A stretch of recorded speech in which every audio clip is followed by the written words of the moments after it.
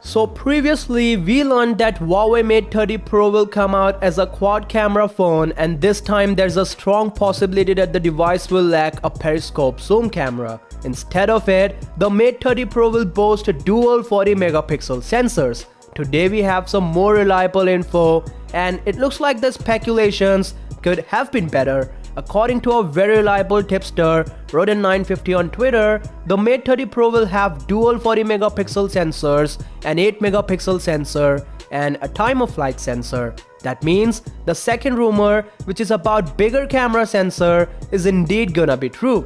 But what about the periscope zoom?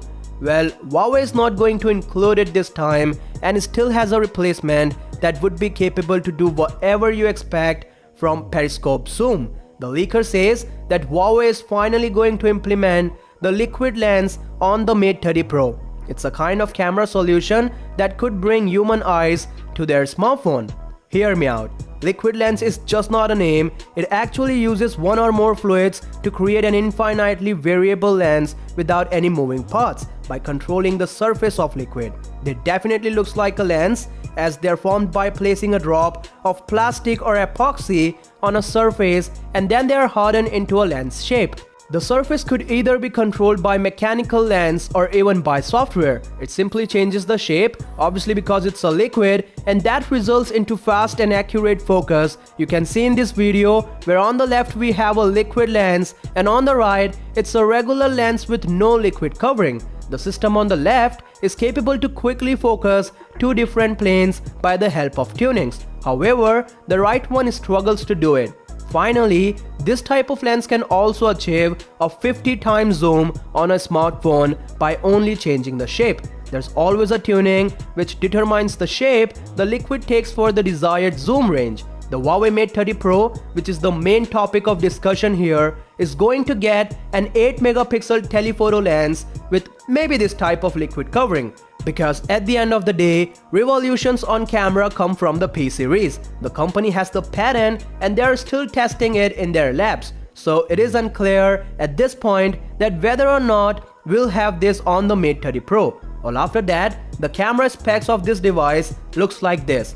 As I said before, the second 40 megapixel camera is a 120-degree ultra-wide-angle lens and do get the cinematic lens features. The first one, which also has the same megapixel count, but the size is what makes it different. It do however gets the cine lens features, and more importantly, it has the RYYB pixel layout. I'll not go into details, but yeah, it gathers 30% more light than the conventional RGB on P30 Pro. You can just imagine how good it would be, and there's going to be another mobile camera record. In addition to this, Huawei is going to include the super sensing feature, which is similar to what we have on P30 Pro, as it uses a 40 megapixel super sensing main camera. This whole system combines to capture 40% more light, which surely allows you to take superb photos in low light conditions.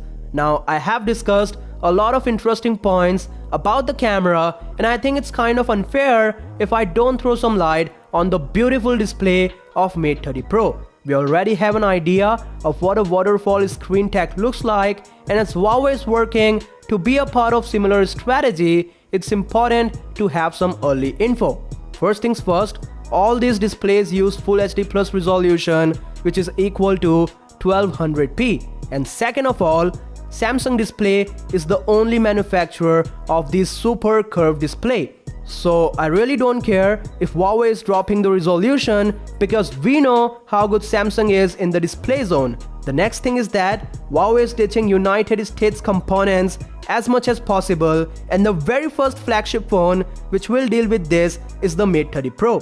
Not that it will have any OS changes, which is obviously dependent on US ban, and we'll come to know about it on 16th of August.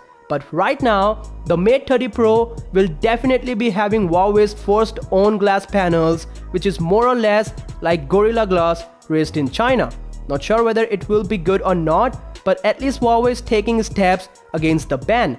The company filed a trademark application for this in July 29, and the term that comes in front of us is air glass. The patent application's description include wordings that mentions cover for smartphones, cases for smartphones, protective glasses, covers for tablet computers, protective films adapted for smartphones, and stands adapted for mobile phones. There's a lot more going on with the Chinese giant, and let's see what happens after 16th of August, because the ban was delayed for 90 days, and according to it, if US put a stop on working with Huawei, it will not be a good thing for the mobile company. Let's hope that everything gets sorted, and for daily updates like this, you know what to do.